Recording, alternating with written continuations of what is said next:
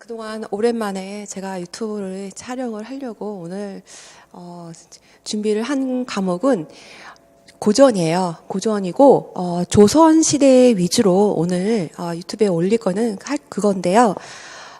요즘 벌써 우리가 7월 24일이네요. 시험이 얼마 안 남았는데 며칠 전에 개항의 계획서를 쓰면서 한 13주, 14주 정도 남았다 하면서 제가 생각하면서 요즘 우리 한일 관계가 한일 관계에 대해서도 물론 제가 화법에 대해서 수업을 올해는 촬영을 하지 않지만 그래도 우리가 준비할 수 있는 게 있기 때문에 이제 토의로 할 수 있는 그것도 더불어서 하기 위해서 제가 조선시대의 작품 후기로 물론 하게 할 거예요. 오늘 우선 전체적으로 한일 관계 그다음에 이제 중국의 우리가 영향을 어떻게 받아서 이 조선시대의 이 작품에 조선시대의 작품 뭐 그 전 작품도 그렇고 하다 보면은 중국의 많은 고사가 인용이 되잖아요. 그렇죠? 계속 반복되지 않는 거는 그 문맥을 통해서 이해를 해야 되는데 상당히 어려운 경우도 상당히 많아요. 그래서 왜 우리가 그러면 일본과의 관계는 좀 조선 후기에 의해 후기에 이제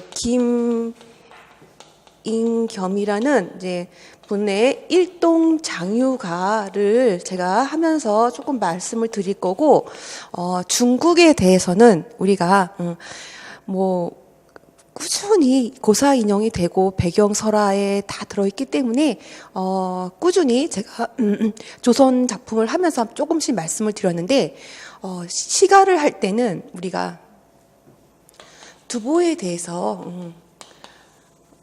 번역을 했잖아요. 두보가 쓴 한시를 우리 그때 한글이 상대되면서 우리 언어로 번역을 한 분류두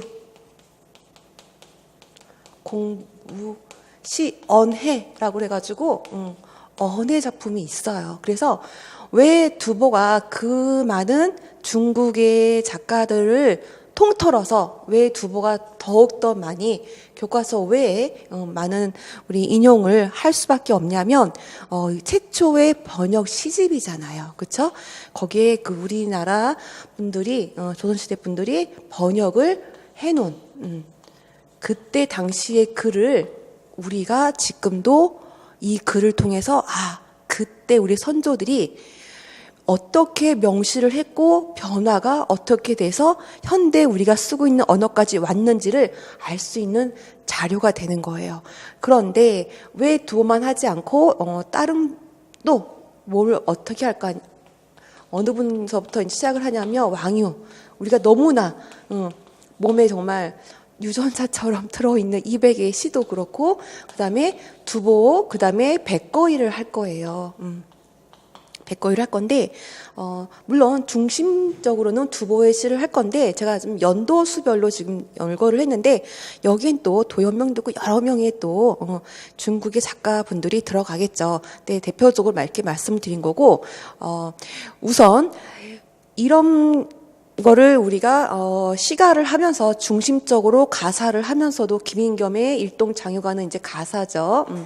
하고 중국에 이제 또 중국을 기록한 연행가 홍순학 연행가도 할 건데 앞서서 우리가 지금까지 한 거를 조금 정리를 하자면 정철에 우리가 정철을 기반으로 해가지고 제가 항상 작가들의 그 역사적으로 어떻게 그 작가들한테 영향을 줘서 이런 작품을 썼느냐 그거를 우리가 국어 교육과 연결해가지고 서술 준비를 해야 돼요. 그렇기 때문에 우리가 우리 현대 문학을 할 때도 현대사에 일어났던 그런 변화들이 작가들의 작품에 녹여 들어간 것처럼 이때 당시에도 그때 역사적인 배경이 다 들어가 있어요. 그래서 이분들의 작품을 이해하려면 역사적인 거를 몇 가지는 중심적으로 잡고선 가야지만 시험 때 모르는 작품이 나오더라도 아, 그분의 그때 살았지 하면서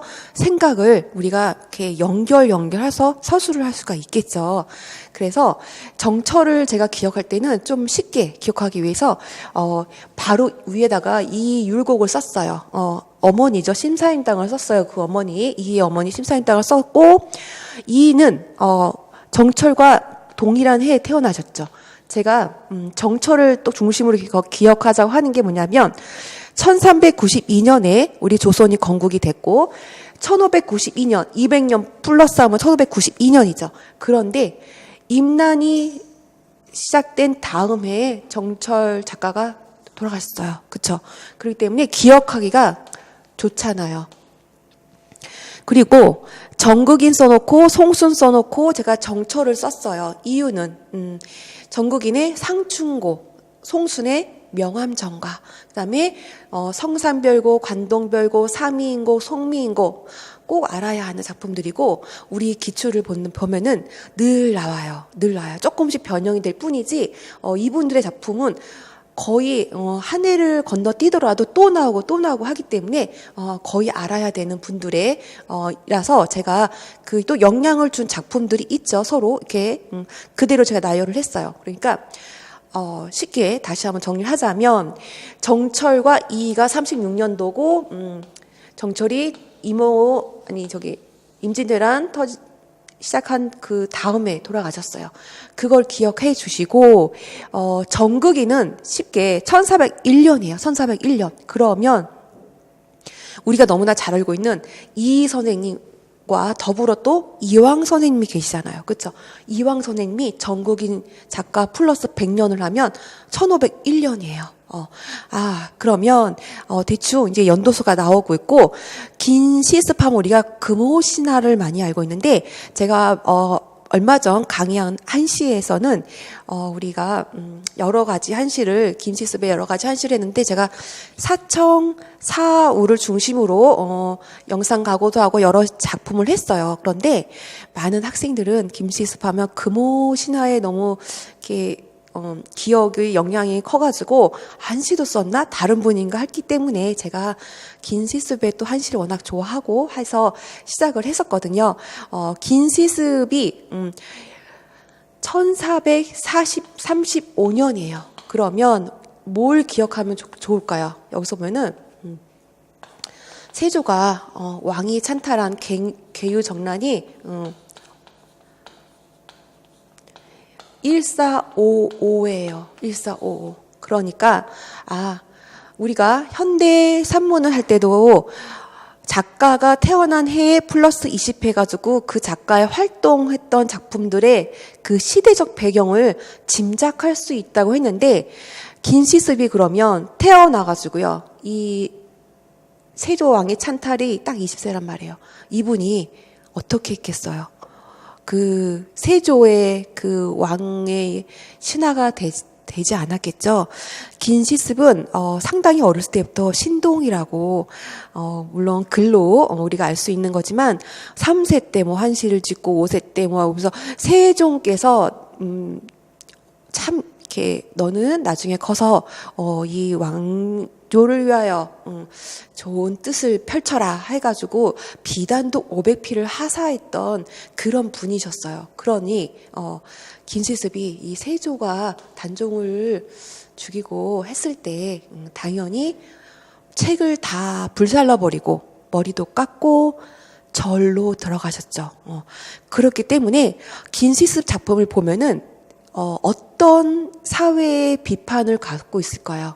나그네로서 사람들의 그 마음이 얼마나 자기의 이해관계가 같아질 때 그 사람을 칭찬하고 그렇지 않을 때 칭찬했던 사람마저도 계속 욕을 할 수밖에 없는 상황으로 가는 그런 사청 사호서부터 시작해서 영상 가고 농민들이 자연재해도 힘든데 관리자들의 수탈에 의하여 힘들게 사는 모습까지 나그네로서 살피는 그런 모습들이 시들이 많겠죠. 많겠죠. 그래서 긴 시습을 기억할 때 이 세조 왕의 찬탈 기억하고 이 마이너스 20 하면 그가 태어난 해가 돼요. 그래서 우리가 현대 산문 같은 경우에는 그렇게 그 작가의 그 연도수가 중요하게 개입되지 않는데 고전을 기출을 풀다 보면은 이 작가가 어떤 삶에서 어떤 어려움을 겪고 어떤 혼란을 겪고 그래서 택한 것이 무엇인가 그거에 의한 서술하는 게 우리 고전 문학의 답이잖아요. 그렇죠. 그렇기 때문에 어쩔 수 없이 연도의 수 생각하면서 그때 당시에 있었던 상황을 조금 기억하시는 게 아무래도 이 분들의 교과서 외의 작품들이 나왔을 때도 짐작하기가 수월하기 때문에 제가 한번 정리를 해봤고요.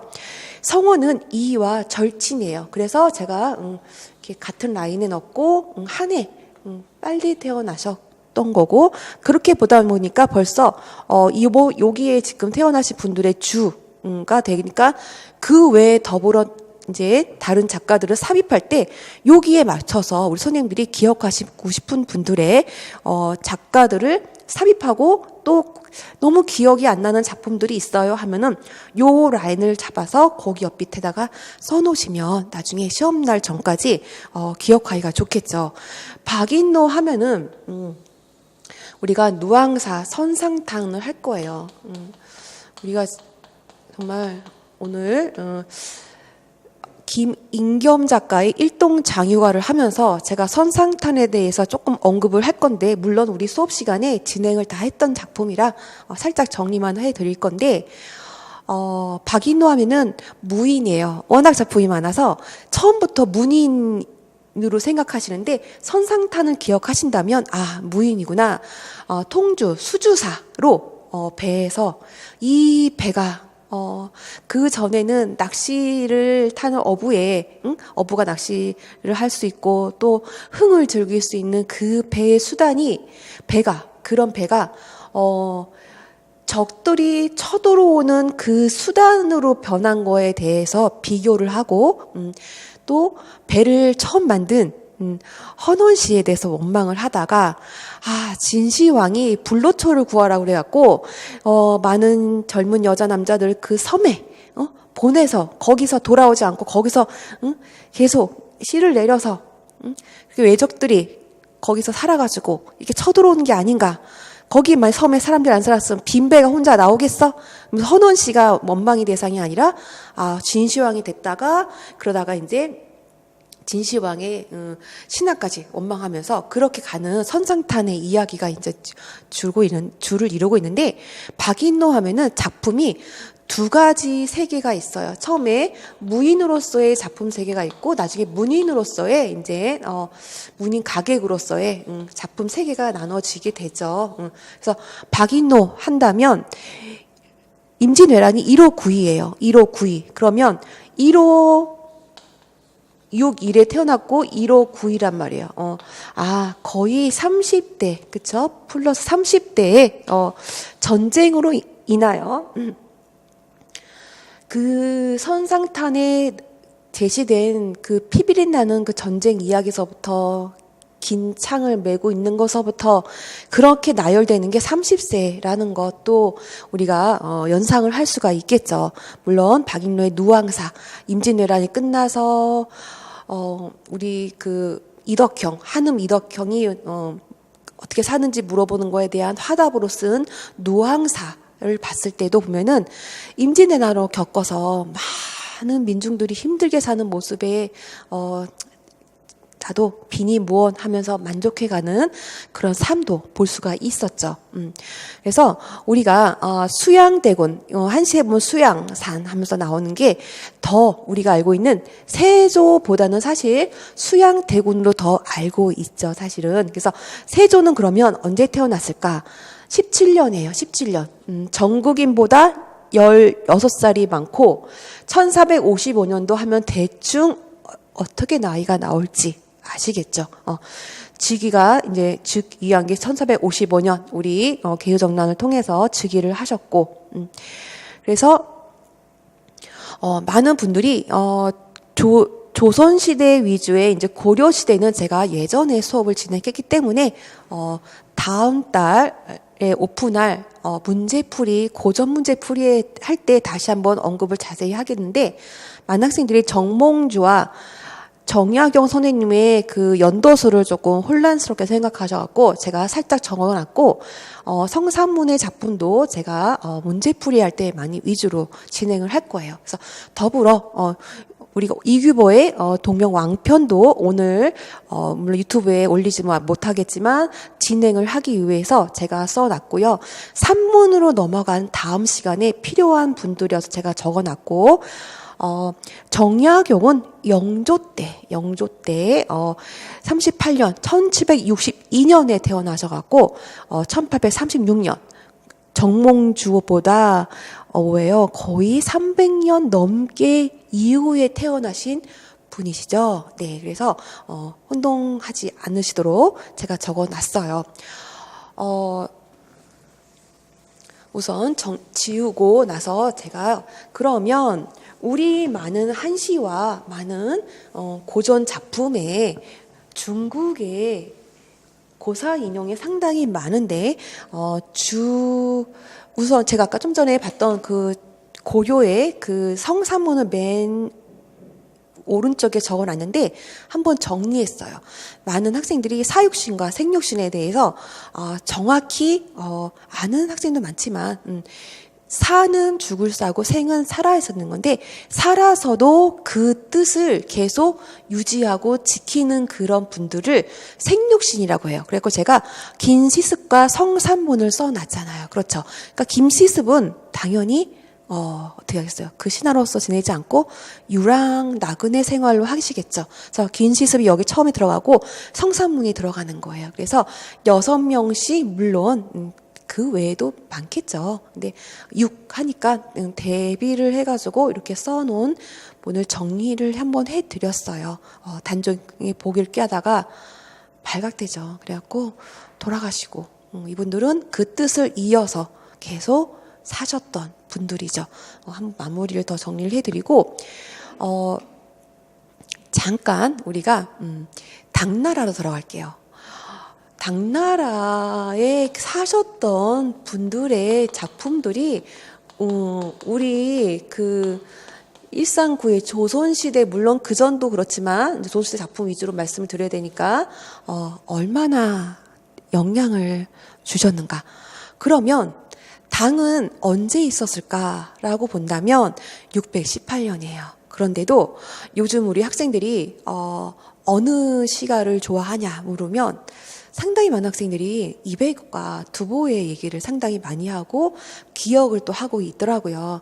그래서 당에 대해서 물어보면은 물론 역사를 우리도 이제 과목이니까 공부를 하시지만 잊어버렸다가도 이 말을 하면 기억하실 거예요. 양귀비란 말을 했을 때 양귀비가 당나라 때 사람이었어요 하고 이제 생각을 하면서 이제 연상을 하게 되죠. 이제 당 쪽으로. 네, 맞아요. 우리 당나라가 618년에 건국해서 290년까지 20대 황제에 의해서 통치가 되었다고 합니다. 중국의 통일제국 한나라 다음에 제2의 최성기를 이뤘고요. 그래서 태종의 아들 고종은, 그러니까 태종이 고종한테 고구려와 전쟁하지 말아라. 근데 전쟁을 벌였고 졌죠.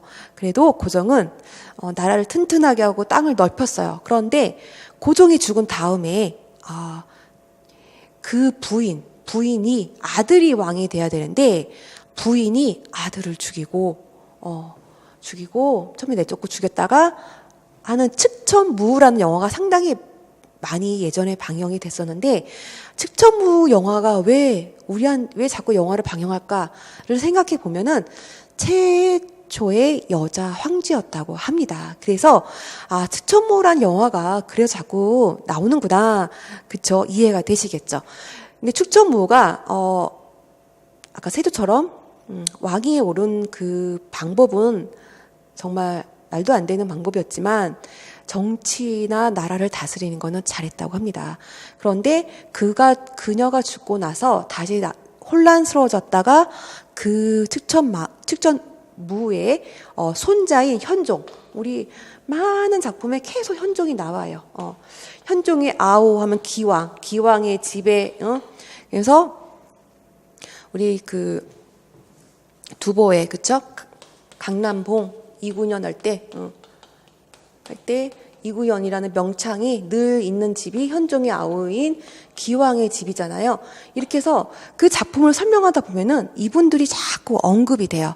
그러니까 계속 머릿속에서 혼란을 정리하기 위해서 제가 살짝 아주 짧은 시간에 꼭 알아야 될 것만 정리를 할게요. 현종이 정치를 참 잘해요. 그런데 현종이 61세에 27세에 양귀비를 만나요. 그때부터 이 양귀비의 마음을 사로잡기 위해서 정치를 안 해요. 정치를 안 하고 양귀비의 또 양아들이 우리 좀 안녹산이라고 해갖고 뭐 안사의 난, 안녹산의 난 하는 나라의 그런 거를 좀 약하게 만들고 당나라를 무너뜨리게 했던 많은 이 당나라 때 아까 말씀드린 것처럼 왕유서부터 이백부터 두보부터 백거이부터 뭐 점점점점 많은 작가들이 이 난을 다 언급하게 되죠. 이 안녹산의 난이 현종 때 일어나는 거고 양귀비의 양아들이었어요. 그러니까는 이 안녹산이 양귀비와 현종의 마음을 사로잡기 위해서 상당히 많은 노력을 했겠죠. 그런데 결국은 난을 일으켜가지고 물론 그 부와 신하한테 물론 죽임을 당하지만 안녹산의 난은 8년이나 지속이 된답니다. 네, 그래서 안사의 난, 안녹산의 난 하고 있는 그 안사의 난이 755년이에요. 당나라가 수나라 다음인 당나라가 618년에서 907년인데 750년에 플러스 8 해가지고 안사의 난이 지속이 되고 이 여기를 기점으로 당나라는 상당히 세력이 약화된답니다. 그래서 백거이가 장안가에서 양귀비의 환심을 사기 위해 재물 권력조차 넘겨준 일을 행한 연종, 여산의 온천에 있는 별궁을 수리하여서 화천궁이라고 하는 그런 것도 장안가에서 백거이가 언급하는 게 나오고 있고요. 그래서 이건 말씀을 드렸고, 그 전에 이제 그 이인보라는 사람이 물론 이제 양귀비의 그 외척인데 과거 시험에 전원 수험생들을 탈락을 시키는데 이유는 뭐겠어요? 아까 측천무가 제일 잘했던 게 과거 제도인데 과거 제도에서 전원 수험생을 탈락시켜요.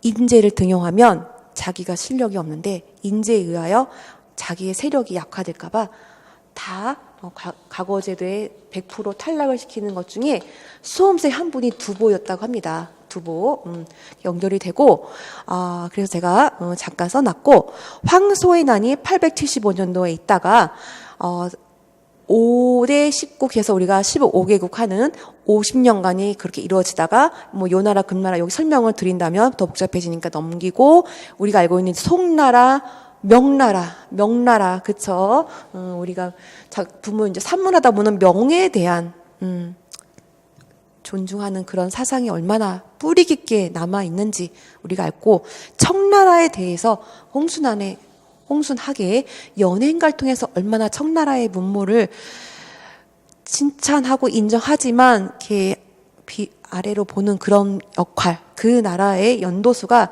청나라 1616이에요. 외우기 쉽죠? 풀러서 대충 300년 하면 되는 거죠.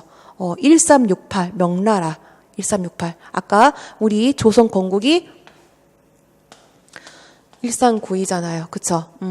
대충. 그래서 이렇게 대충 우리 연도수를 하면서 중국의 이 연도와 명나라 연도와 우리 조선시대의 연도와 청나라까지 청나라가 중국 마지막 황제잖아요. 그렇죠. 마지막 황제는 죽죠 나중에. 그래서 백거이까지 오기까지 왕유가 699예요. 대충 700으로 기억을 하신다면 당나라 때 그쵸? 하면 759예요. 거의 다 안사의 난 755가 다 들어가요. 이분들한테 755가 백거이 전에 이제까지 끝나긴 하는데 백거이 작품에 이때 난을 기억하는 작품들이 조금 연결이 되기 때문에 제가 여기다 써놨죠. 여기까지 마무리를 하고 제가 다음 시간에 우리 일본과 중국과의 그 작품을 통해서 시사, 요즘에 우리 일어나고 있는 한일과 관계에 대해서 좀 언급을 하면서 다음 시간에 이어서 진행을 할게요.